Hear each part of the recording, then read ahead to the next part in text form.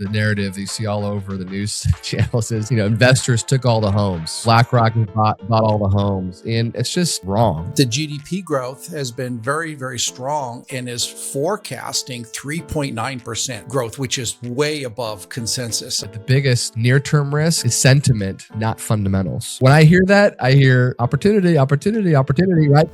Hey, future billionaires, we recently hosted our 2026 macroeconomic outlook with leading economists like Belinda Román, Chang, Jay Parsons. These are experts that major institutions and large capital allocators rely on for data and analysis. But more importantly, there was incredible insight shared for individual investors to help you make more informed decisions or better informed decisions in 2026 as you look to allocate capital. And so you can find these entire presentations on our YouTube channel at Invest Like a Billionaire. But today I sit down with Ben Fraser and Bob Fraser to really summarize this event and get their key takeaways and the insights that are shaping our firm, Aspen Funds, and how we're allocating capital in 2026. Enjoy. All right, guys, so let's recap these presentations. But I want to start with Belinda Román.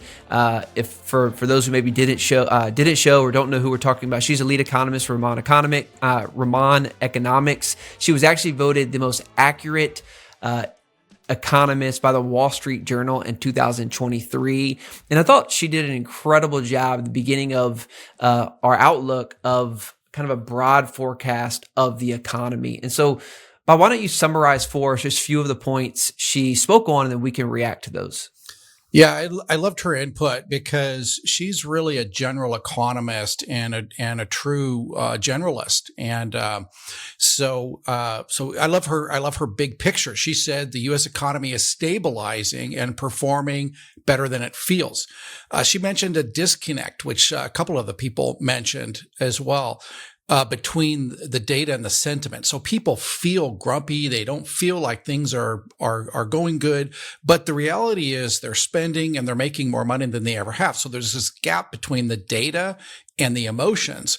And it matters because people who are grumpy or less confident don't rent houses, they don't buy houses, they don't move, they don't spend, they don't invest, they don't behave. Like things are going well. So it slows things down a little bit. Although we're not really seeing that in the data. So it's interesting. She mentioned that the GDP growth has been very, very strong and is forecasting 3.9%. So growth, which is way above consensus. I mean, you look at, that's probably double consensus of traditional economists. So pretty crazy. She said the strength is coming from two main sources: consumer spending, which I also pointed out, investment, because the federal policy is encouraging domestic and foreign investment in projects, especially tied to nearshoring and reshoring. So she's calling out the trends that we've been talking about for years. And so she's basically the GDP is solid. She said employment is shrinking but productivity is rising, which I also pointed out in my presentation. So fewer workers are producing more output and earning higher wages. So long term, it is a concern because there's a insufficient labor supply, that GDP may be constrained in the future, GDP growth, but that's really not the case now. And then she said inflation is trending down, but likely to remain elevated. And she basically said that it made her forecast for inflation between 2.5 and 3%, which is really where it's at today. And that's I think where a lot of economists are falling. So I made some different points there, but so my takeaways from her were really very strong GDP growth, weak employment growth, and high-ish inflation, higher than people want. So those are my takeaways, which is actually very close to what I was saying, what I'm forecasting. Although I also believe in the very high GDP growth. I believe in lower inflation. So I don't know. What are your gentlemen? What are your takeaways? Yeah, I think I agree with you. I really loved having her set the stage as a first presentation and really bring in these big picture things that are moving the needle on the economy. It's so interesting because to hear her say her expectation of GDP to be close to 4%. Holy cow. I mean, that was eye-popping because, like you said, it's probably double consensus. And, economists are like everybody else. They like to go with the herd, right? And it's to be a contrarian takes guts. And I think it's partly why she's been, accurate in the past. Is because she's willing to separate signal from noise, which you talked about in your presentation, is how do you parse through all the different indicators and then really look for the things that are meaningful. And it's interesting how much we align, right, with her just because of things we're looking at, and we're not, beholden to some, consensus or, pressure to not to be, resounding the norm. But I thought that was really interesting, and it obviously speaks to a strong economy, right? GDP growth is one of the biggest indicators of a strong economy, and really driven by consumer spending.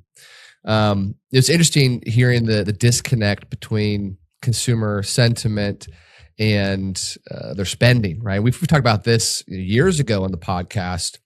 And really what we've kind of come to believe it's primarily driven by is more a political and social feeling and emotion rather than pure wealth, right? And right. Feeling like things are going well. So the question is what impact is that really going to have, right? Right. Because the data says, well, it's not affecting people shopping. Right. But I can't remember who it was. It was either John Chang or Jay Parsons mentioned that people tend to not move, and they tend to, it slows, people moving up into, renting, I believe. And, I don't know if you guys can recall that, but I also think it's become a less powerful correlation. Right. And we've for seen sure. some charts that we've shown in the past where sentiment used to be the biggest driver of directionality of right. It was a leading indicator. Right. But it hasn't shown up, and they have No. the sentiment's been low for a long time, and it's still, a lot of spending's happening. So to clarify, are you guys saying from an investor standpoint, how should investors navigate that? Would you say follow the data more than sentiment? I mean, sentiment does drive, it can drive valuations, especially in the public markets, for example. So how would you say as a listener or as an investor, they should navigate those two different dynamics? Yeah, great question. I mean, I think clearly it's not affecting spending. Okay, we can say that for certain because sentiment is low and spending is hitting records, and spending is what drives the economy. But one of the speakers was saying how it reduces household formation, right? So people that are living with their parents, young people, are they ready to move out and form a household? That it tends to slow that down. So, I mean, I would go with them and say that's likely. So we may see, kind of slower household formation, which drives housing demand. So I'll buy that. One thing that I did find very interesting, she said the jobs report is supposed to come out. We're recording on February 10th. I think it's supposed to come out tomorrow, Wednesday, February the 11th. That was one thing she did say could sway some of this. What impact do you think, Bob or Ben, that may have on maybe her predictions or her outlook, if any, and kind of what are you guys predicting for that tomorrow? Well, I mean, I'm going to go with my forecast. So I said jobs are going to be weaker than people expect. I think we're going to continue to see jobs being weaker. And, we're seeing a pretty major disconnect from the government BLS data and ADP data.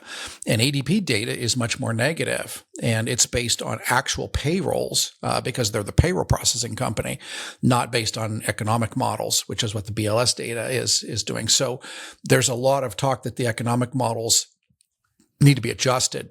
So I can't say what's going to happen tomorrow. I mean, again, you're asking me what the next wave is, how high the next wave is going to be. I can't tell you that, but I do believe we're going to see weaker employment numbers coming down the pike.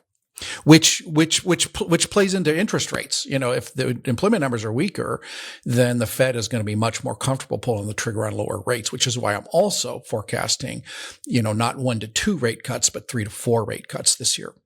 Yeah. To that point, I think it's interesting, the inflation outlook, right? Because inflation, the Fed has 2 mandates, low unemployment and inflation target of 2%.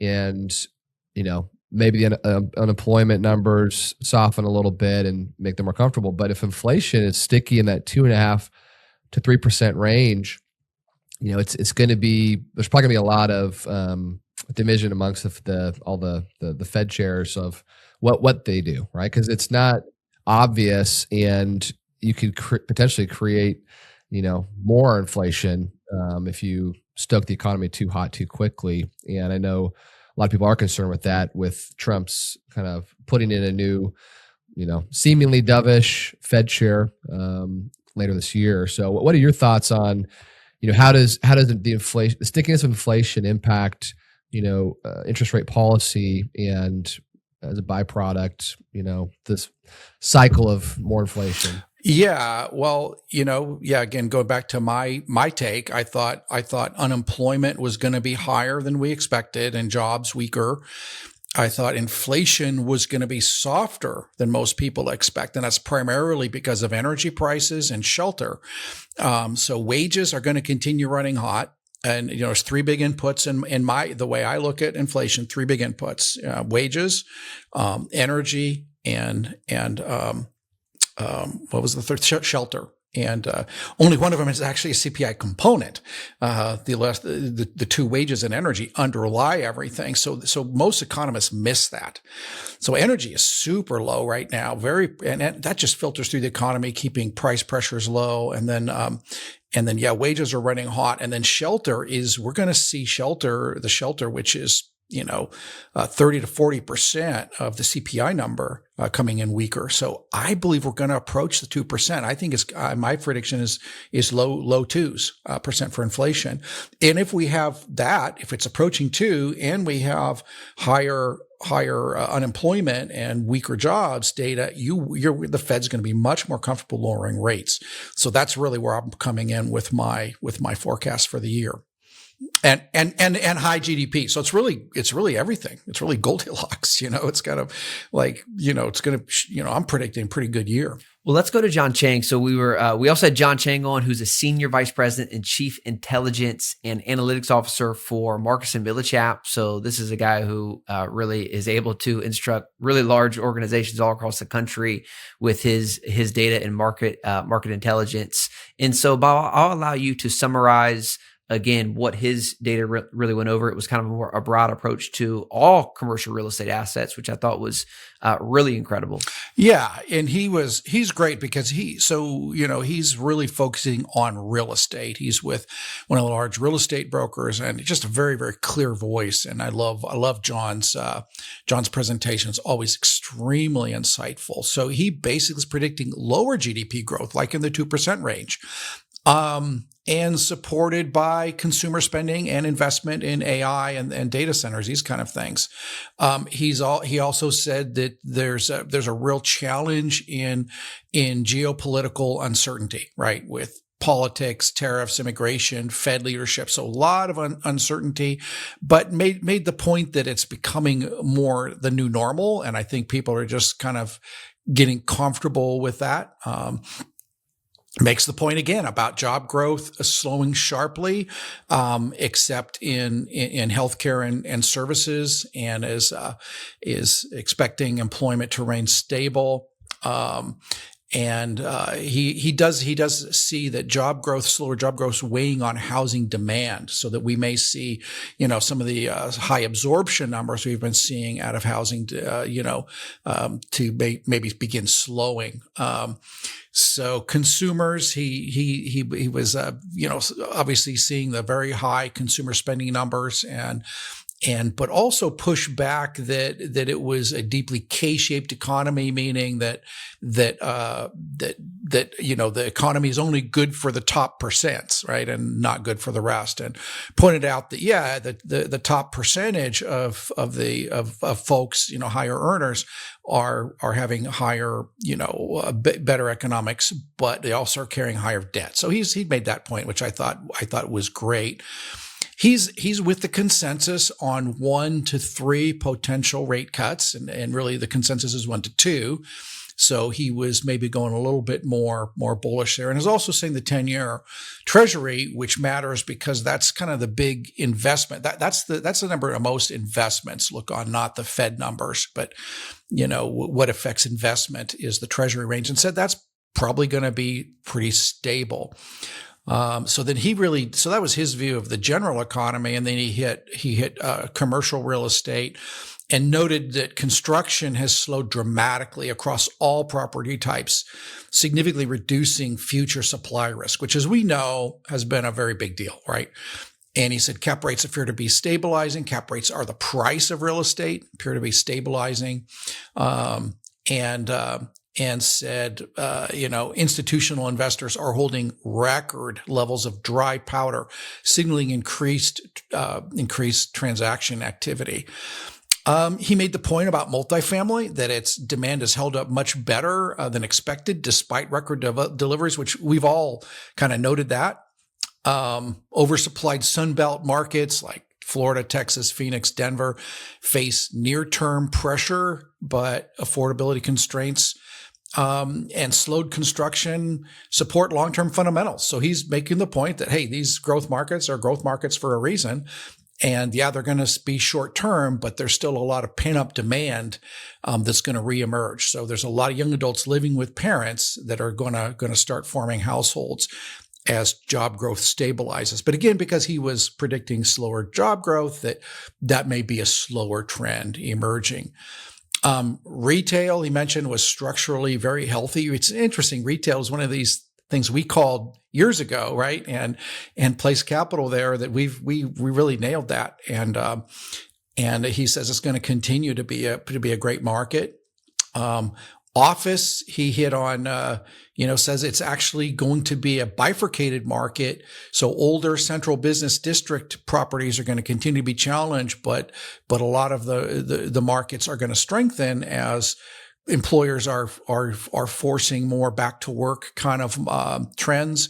And with labor softening, right, people are not going to push back the same way. So employers are going to demand workers move back into the office. Industrial, he said, there's been a lot of new supply, but infill and modern logistics assets remain tight. So there is this bifurcated market in older, obsolete buildings underperforming, but newer, modern assets are doing super well. So a big picture. So I really loved this.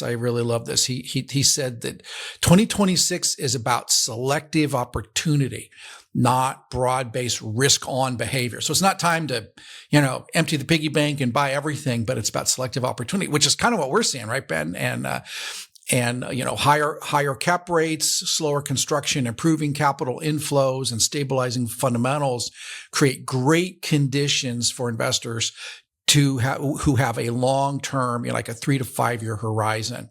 So I thought that was fantastic. Yeah, to quote John Chang, and when I asked him what's good this year, he said, real estate, baby. So, Ben, I want to ask you this. I mean, I think he brought us back to, as Bob just mentioned there at the end, kind of a longer term horizon, or maybe back to the fundamentals of investing in real estate. Talk about kind of that takeaway and how you viewed, from an investment standpoint, the strategy of buying real estate, because there was a little bit of hesitation, right? I even used the word fragile at some point. So how you kind of thought about both of those sentiments. Yeah, absolutely. And, I discussed this after, all the presentations of how do we translate this into, real world decisions as an investor. And I think one of the things that we've seen, across asset classes and investor types is what I would say a return to the fundamentals of real estate investing, real estate historically is a very, very strong asset class, but you have to have longer term hold periods and longer term expectations of when to realize, the business plans that you have for each asset. And one of the things that I think happened in the last market cycle with commercial real estate, where it was just easy to print money. You buy something, you throw a couple $1,000,000 at it, and all of a sudden you sell it for, double the price 2 years later. This was something that I think was short-lived, but a lot of people got addicted to this kind of quick, fast, returns. And then the market corrected, and all those people that bought in, 2021, 2022 are left holding assets at peak prices that have really reset 25, 30%. And so I love what John's saying here, because it's not just back up the truck and buy everything that you can get your hands on right now, because there is still a lot of distress in the market. But if you're selective, if you know your market, if you know the kind of long-term fundamentals of supply and demand, and you know the sub-markets that you're in and have strong demographic trends, you're going to be a winner in real estate over the next, 3, 5, I'd say 7+ years, because of the long-term drivers of real estate appreciation. So to me, it was just confirmation of what we've been seeing, the conversations we've been having internally with other investors, of shifting from this kind of short-range investing mindset to a longer-range time horizon. Yeah, I mean, so we've got a little bit of distress left in the market, but we're seeing that distress burning off. Meanwhile, the fundamentals remain intact. So it's really, we have a good year, maybe 2 years, where it's going to be a buyer's market, right? We can buy really good assets, right? So I think it's really time to be doing that. Ben, what's your view of the multifamily markets and that you're liking, or the types of properties that what's your selective opportunity buy box looking like? Yeah, and maybe we share more of that once we get to Jay, because I feel like Jay kind of really honed in on the housing multifamily market and have some specific strategies. But as a whole, I think it's well-located assets is, to me, the first and foremost decision factor you got to put into those investments. And next, it's just fundamentals of the property performance. Does it have cash flow? Does it have a stable renter base, and a renter base that wants to be there and can have some upward mobility? And then safe financing, not getting too aggressive on leverage, and putting together a long-term business plan. So, nothing too fancy. It's kind of the boring vanilla strategy of real estate, but that's how you win over the long haul. Yeah, I love his takeaway. He said 2026 may be one of the most attractive entry points in this cycle. So I love that. You don't want to, when you decide to get back in the market, I think you don't want to be too late, right? You don't want to be too early. You don't want to be too late. But so you may be a tiny bit early, but not in all the markets, right? I think just in the Sunbelt markets where there's a lot of distress.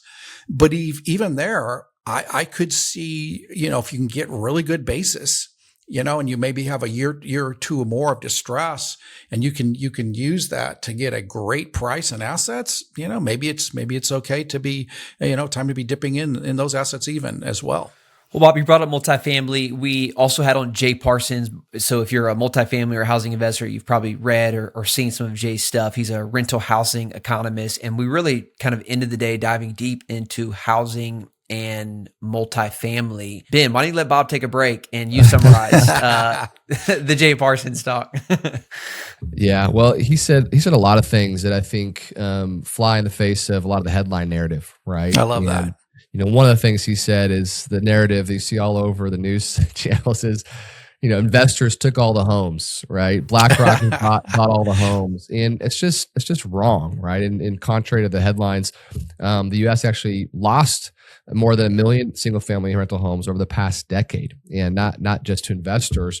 And those individual home buyers are, out competing investors for housing, generally, because they're willing to pay a little bit more because they don't necessarily care about the cash flow. They want a place to live in the school district or the neighborhood they want to live in. And so it's, the reality is really, far from what the kind of headlines make it appear. The other thing that he said, which I thought was really interesting, is his take on inflation is actually it's lower than it appears. And because one of the things that you shared, Bob, is shelter is one of the core components of the CPI metrics.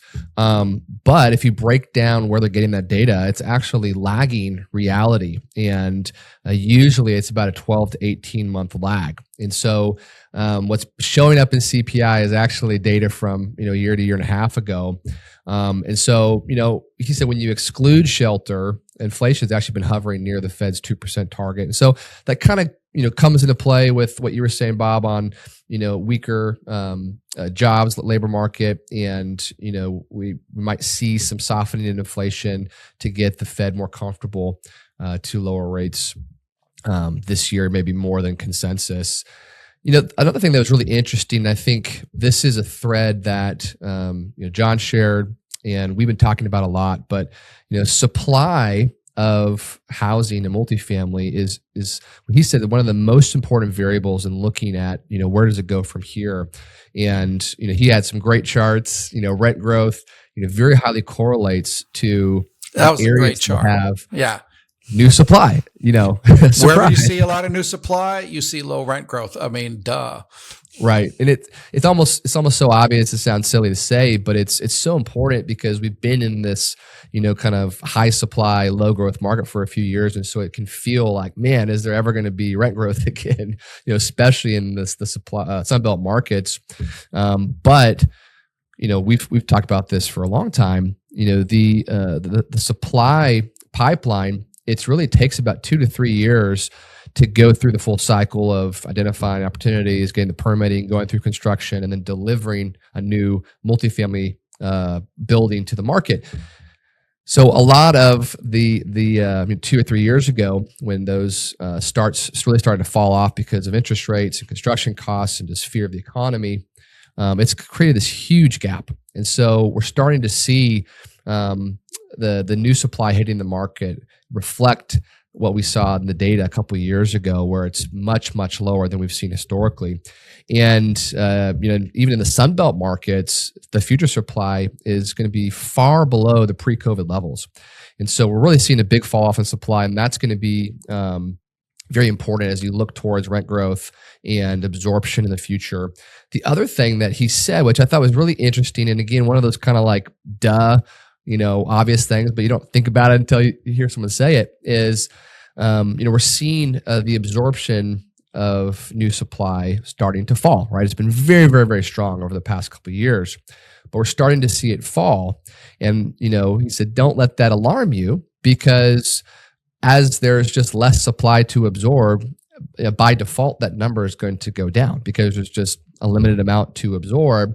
But as long as supply is falling faster than the absorption or the demand, you're still going to see, positive occupancy numbers over time. And I think that's what's really important, because even John Chang mentioned, weakening in demand and more softness in demand. But as long as that is higher or not falling as fast as supply is falling, you're still going to see a net positive increase of occupancy. So I think it's really, really important nuance there, where you can't just look at one variable on a headline without comparing it with the other side of it. He had some other fundamentals that were kind of surprising too. He mentioned, so there's been a lot of talk about the affordability crisis, right? And he said that's actually not what it seems. The data says that the only rent burdened folks are people earning under $50,000 a year, that the rest we're seeing that's really not a problem. So that's a pretty major takeaway that says that really the bulk of the US population is not rent burdened, which means there's room for growth. He says that wage growth has outpaced rent growth for the past 3 years. So that's kind of okay. So that's pretty major fundamental. Then he said also that demand remains structurally strong. He said the renter population grew by 1 million people last year. Again, that's not a story that you're hearing. So Jay Parsons is kind of the rental guru, right? The rental real estate guru. And so he's calling out some pretty major fundamentals there that I think is being missed in the headlines. And again, all of those are really bullish, right? And again, so, the opportunity is when the narrative doesn't fit the data, right? And most people are missing, so I think to get this kind of thing, right matters. And we can say, hey, there's an inefficient market right here, an opportunity. Well, I think it's such a good point, because the obvious question is, well, if that's true, then why haven't I seen rent growth, right? But again, you have to go back to supply and what happens in these high supply markets. For these new properties to get absorption quickly, they have to discount their rates substantially. But when Class A discounts the leasing rates, that has a trickle-down effect across all other older classes and vintages of real estate. Right? Your Class B have to then cut to compete so that they're not the same price as the Class A. The renter's just going to go and do the Class A only, and then the Class C has to drop their cut rate even more, cut even more. And so you've had this low rent growth or negative rent growth in a lot of markets, really because of excess supply, not because of waning demand, but demand has still been there, and the wage growth has outpaced rent growth. And so that really creates this margin of potential for future rent growth as the supply gets worked through again. So again, you have to go a couple layers deeper from just looking at the single data points. And I think, like you said, Jay is so good at this, of pulling out the data that really matters. Yeah. And I think this is a better time to ask you about the multifamily. So can we go back to that question Bob asked, or maybe Bob asked that question again, for us to really understand kind of Aspen's strategy for multifamily? Yeah, well, we asked them directly, hey, where are the opportunities, right? So, where do we go buy? And I think, one of the challenges is, investors that are paying attention are starting to see all the same thing, right? And so the question is, BlackRock and Bain and all these big institutional investors are raising enormous funds to go and buy real estate. And John Chang mentioned the amount of dry powder is at historic levels. So the question is, well, how am I going to go compete with these big institutions? But the institutions, they're still very risk off, and they want to go buy the newest, nicest assets in the best primary markets. But there's still a lot of other opportunity for. And I would say that's not even the best opportunity. Those are going to be, right. Low cap rates, low yields, they're low risk, but they're also going to be low return. Totally. And so some specific strategies and things we're looking at, is maybe you want to be in a primary market, but maybe you're in a tier 2 submarket. So it's not, the submarket that all the institutional investors are, investing in, but a growing, emerging submarket that has, strong demographics, strong school district, et cetera, but that maybe is off the radar. Another is you go and invest in, newer assets in really good submarkets and secondary markets. So, not the big primary markets, tier 1 cities, but ones that are emerging, that are growing, and ride that growth. The other, I think, is smaller properties. Right, one of the big challenges of raising a ton of capital is deployment and deployment efficiency, and by default, they have to go and invest in larger properties so they can write a bigger check and get the money spent faster. So I think under 200 units, there's going to still be a big opportunity there across vintages and asset classes.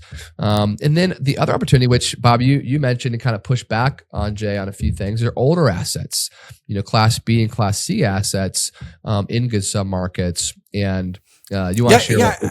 I think people always think the Class C, you get a picture of Class C as kind of this old, dilapidated, dated property. But I mean, we've got 100-year-old property in the plaza, right? That's been well maintained. It's huge demand. There's no construction around there. It's extremely kind of a hip spot, right? It's just an older property. And is that really always going to be this a sucky property? Well, no, absolutely not. So I think selective Class Cs, if they're well maintained and well located, right? Because the ABC designation is primarily an age designation, right? But to me, that age is not right. Hey, we know there's old people that are, that matter, and there's old buildings that matter, right? So, I refuse to be ageist in my real estate selection. I don't know. What are your thoughts about C's, Benny? Yeah, well, I think it's going back to John's comment of being selectively opportunistic, because I agree with you. I actually think there's going to be a very big opportunity in older assets because it's completely off the radar of any big check writer. They're saying it has to be 2000s and newer, the prices are insanely low, right? Yes, because they're out of demand. But it does matter on the CapEx risk you're taking. You are taking a lot more risk of an older asset with, the roofs and the plumbing and the HVAC systems, and a lot of times, worse renter bases. So you have to scrutinize the rent rolls. You have to really know your renter base. Are they, good tenants? You have to scrutinize the CapEx needs of the property over the whole period. But I actually think because there's going to be a lot more opportunities there, you're going to be able to be more selective about which ones you want to invest in. And we just bought an asset a couple of months ago that had $7 million of CapEx invested by the last seller. And we bought it, below their basis, 3 years later. And everything's been replaced. Everything's done. It's a 70s vintage, but it looks way newer, very strong renter base, very strong location with a good school district and a great submarket.